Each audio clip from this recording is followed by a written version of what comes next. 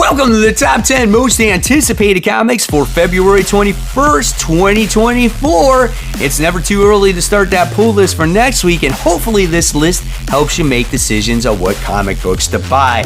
Guys, I'm Mike Spider Slayer. Welcome back to Comic Book Corner 2.0. Before we dive into it, I just gotta give a quick shout out to Whatnot. Guys, if you've never used Whatnot before, what are you waiting for? There's a link in my description box below. When you use that link, you create your own profile and you win your first auction, you're going to get a $15 credit. So like usual, if you're a fan of comic books, Funko Pops, action figures, whatever it is that you collect, remember, $15 for you. My gift to you. No strings attached, absolutely for free. Check out Whatnot today. All right, here's the book that's on the hot seat. We have The Edge of Spiderverse. This is issue 1. Yes, guys, the perennial spider hit is back. Are you tired of the Spiderverse books?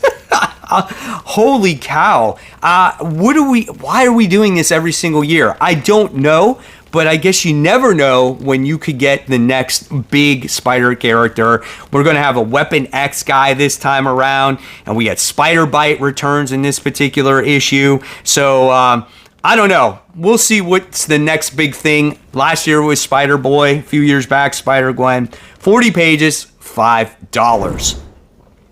Here's the book that's on the rise. We have Spiderwoman. This is issue 4 as the gang war continues, guys. This book is actually getting better because it's starting to feel like more of a Jessica Drew book than a gang war book. And last issue, we wind up seeing what happened to her son, Jerry. And she's gotten reunited with him.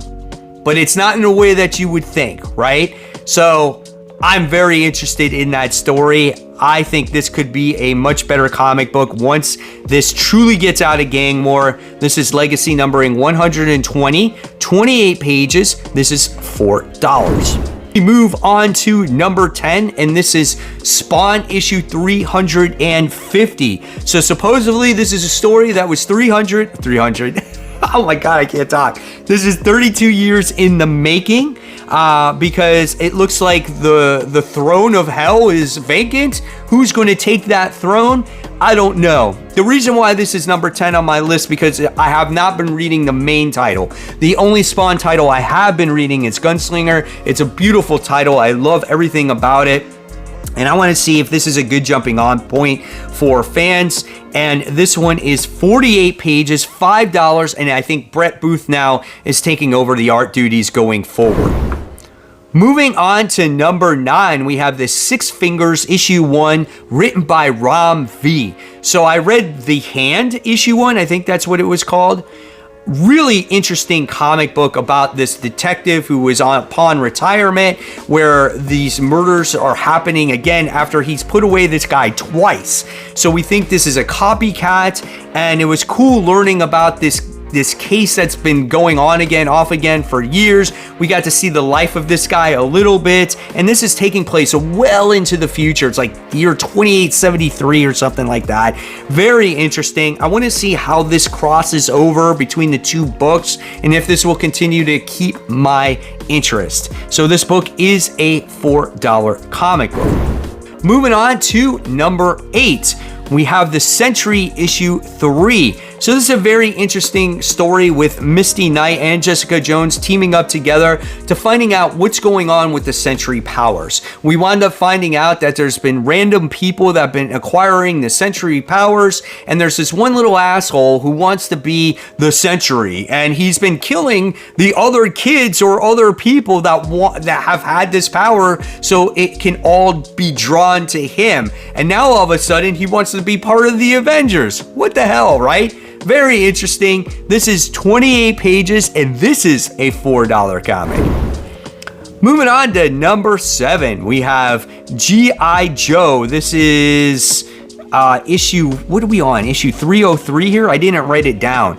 So this comic is pretty cool. This is a 32-page comic for $4 as we've gotten to see like these enhanced was it Vipers that were going after Snake Eyes, and was it Scarlet? I don't remember exactly what happened, but we got to see a lot of action in the last issue. We get to see Serpentor, who is just like this zombie, but he's smart, with Dr. Mindbender as well, and they're trying to infiltrate the G.I. Joe base. Very interesting comic. It's a lot of fun. It's not connected to the Energon universe. It's its own separate thing. So if you're not into Energon universe, which I don't know who isn't, just read this G.I. Joe comic book. So like I said, guys, 32 pages, $4. Moving on to number 6, we have The Incredible Hulk. This is issue 9.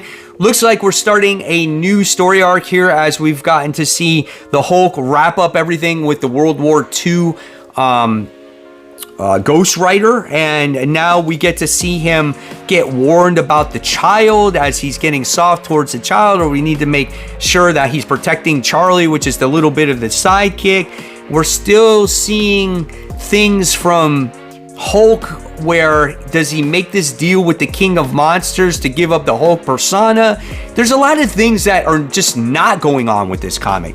It's still really good. There's still really great action. It reminds you of like the villain of the week type of comic book, but there needs to be more story progression when it comes to the Hulk. I love reading it, but there's no, let's push it forward at this point. And maybe we'll get that at this point here. So we'll see. Legacy numbering 790, 28 pages, and this one is $4.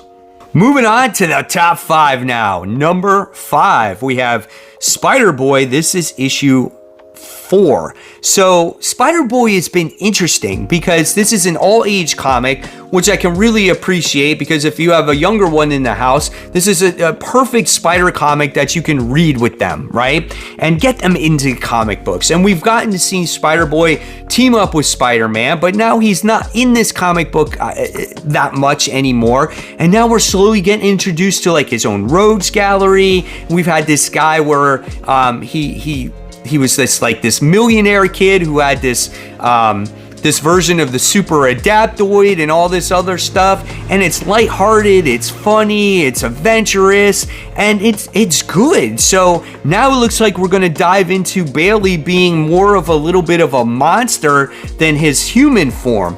And how does he control that, right? Remember, he is a little kid. He's starting from nothing because nobody remembers him. He has nothing, no memories. The only thing he had was a cell phone with his mother's pictures on it, and that's even gone. So it's tough. He's going through an emotional moment here. So I'd love to see more of an origin with him and whatnot. 28 pages, $5. Moving on to number 4, we have Superman issue 11. This is introducing the Lex Luthor Revenge Squad. So what is that going to be in this comic? I have no idea, but Lex Luthor is playing an integral part in this comic book, as he has been working with Superman. They got this like Super Corp situation going on. They're fighting these villains by the name of Mr. Graff and Dr. Farm. It's been interesting. I've liked it. This is much better. Joshua Williamson's behind this comic. Definitely has propelled the character in 2023, and hopefully it continues to make the character grow in 2024. I definitely feel like Batman has taken the back seat from Superman in the past year. So hopefully this continues to be great. We'll see what happens. Legacy numbering 854, 32 pages, $5. Top 3, here we go. World's Finest, issue 24. So, Return to Kingdom Come by Mark Waid, Dan Mora. Once again, we got this situation going on when it comes to them battling in Kingdom Come. We had Kingdom Come Superman and Batman team up with Main Earth Superman and Batman to try to take on Gog and Mangog, and we wind up finding out that the anti-life equation's in play. Darkseid's going to make his way through the portal. They're going to fight. They're going to do battle. I thought this was going to be tackled in the annual, and it wasn't, so it's going to be tackled here. This is 32 pages. This is $4. Coming in at number 2, we have Cobra Commander issue 2. So in the last issue of Cobra Commander, we got a huge reveal when it came to a certain Transformer, and I was just like, And that was freaking cool. And you wind up getting to see a little bit of the history of Cobra Commander himself as well, where he came from. If you never saw G.I. Joe the movie, this gave you a little bit into that world, right? So if you've never seen that movie, I definitely say go out and watch that. It's good, man. I liked it a lot. Typical like 80s, you know, animation and what you can expect back then, but it was a lot of fun. And this second issue, I can't wait to see where it's going to go going forward, especially with that particular Transformer. 32 pages, $4. All right, guys, so after number one, remember, we're not done, as we have those noteworthy comics to talk about, because there have been about 12 comics I discussed here, but none of them could be on your list. So at least I'm naming off some books that might remind you, hey, I got to pick that crap up. So here we go. Number one, this particular comic book week, we'll go to, obviously, Ultimate Spider-Man issue 2. This first issue got all the hype that first week, and it lived up to the hype. Great story of the introduction of Peter Parker in this world, how he's married to Mary Jane, his kids. Something serious has happened, and we have a Green Goblin in this world. We had him confront himself on taking on that, you know, power responsibility situation, but it was cool that not only that he had that inner battle, but he was able to go to Mary Jane to discuss it, knowing that he has a responsibility, that he has a family, and that if it was okay, if he was a hero and he had this hole in his heart, he felt that there was something missing. And I love that, you know, and hopefully this comic continues to have that heart and passion that the character has been lacking for years and years and years. So we'll see what issue 2 has to offer here. This book is 28 pages, $5. So noteworthy comics, kicking it off with Marvel. We have X-Force. This is issue 49. Next, we have Daredevil, issue 6. Followed up with Marvel Gods. This is issue 5. For the Star Wars fans, we have Star Wars issue 43. Then we have the continue of all this X comic books, The Rise of Power of X, issue 10, or Rise of Power of 10. I don't even know. Issue 2, I should say. Jesus, so confusing. Then we have Luke Cage Gang War issue 4. God, all this stuff sounds the same. Followed up by Marvel Superheroes Secret Wars Battle issue 4. It's all issue 4s and wars and battle worlds. It's all these W's. God dang, I'm a mess. All right, so yeah, Marvel Superheroes Secret Wars Battle World issue 4. Like, say that 3 times fast. DC Comics Batman issue 144. I'm not a fan. Nightwing issue 111. A story that has no real story progression, no real direction. Titans, issue 8. I might pick this up because I want to see ramifications from Beast World. Great event.